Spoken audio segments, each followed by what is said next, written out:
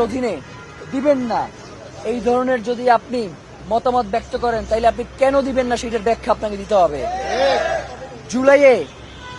জুলাইয়ে যেহেতু আপনি দায়িত্ব নিয়েছেন জুলাই জনতার, সুতরাং জুলাই জনতার কাছে আপনার জবাবদিহিতা করেই আপনাকে ক্ষমতা ছাড়তে হবে। এর আগে আপনি ক্ষমতা ছাড়তে পারবেন না। আপনি কখন কোন সময়ে এই চিঠি ইস্যু করবেন, এবং এই চিঠিতে যেমন এখানে একটা ব্যাপার আছে, চিঠিতে উল্টাপাল্টা যদি কিছু লেখে তাহলে এই চিঠি ফেরত আসার সম্ভাবনা আছে, এবং এই হারামিগুলো তো এখানে বসে আছে এই চিঠি লেখবার কাজে, যার কারণে তার দায়িত্ব নিয়ে জাতিসংঘের মাধ্যমে এটার তদন্ত করাইতে হবে। এইখানে কোনো ধরনের মানে তার সরাসরি পড়তে হবে এই চিঠি। মানে আমরা কোনো আইন উপদেষ্টা, স্বরাষ্ট্র উপদেষ্টাকে বিশ্বাস করি না। তাদের দিয়ে চিঠি লেখাইলে এইটা চিঠি আমরা মানব না। এই চিঠি যে লিখবে সেই চিঠি আপনারা পড়তে হবে যে এই চিঠিতে সে কি লিখছে।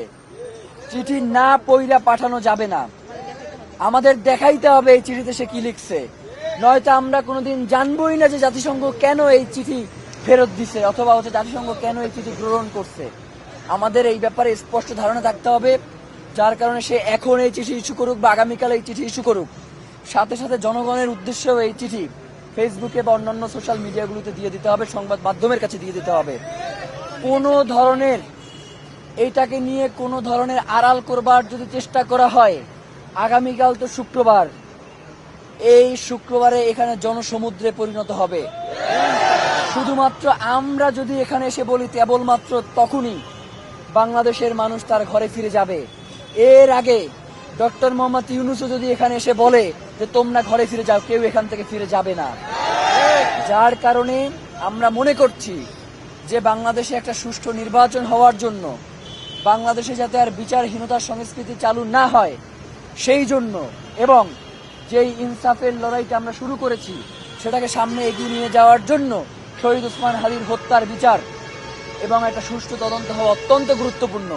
এবং বাংলাদেশে যে গোয়েন্দা সংস্থাগুলো রয়েছে তাদের মাধ্যমে আমরা মনে করছি না এটার একটা সুষ্ঠু তদন্ত হওয়া সম্ভব, তাহলে এতদিনে বের হয়ে যাইতো। এর তদন্ত করবার জন্য এটা যদি কোনো ছোট্ট একটা ঘটনা হইতো 55 দিন লাগবার কথা না, আগেই বের হয়ে যাওয়ার কথা। এবং 100 কোটি টাকার যে ট্রানজেকশনটা হয়েছে এইটা তো একটা ছোটখাটো ঘটনার ক্ষেত্রে হয় নাই, যার কারণে এই হত্যার বিচার অবশ্যই হইতে হবে, এবং এর তদন্ত জাতিসংঘের অধীনেই হইতে হবে, এর বাইরে আমাদের কোনো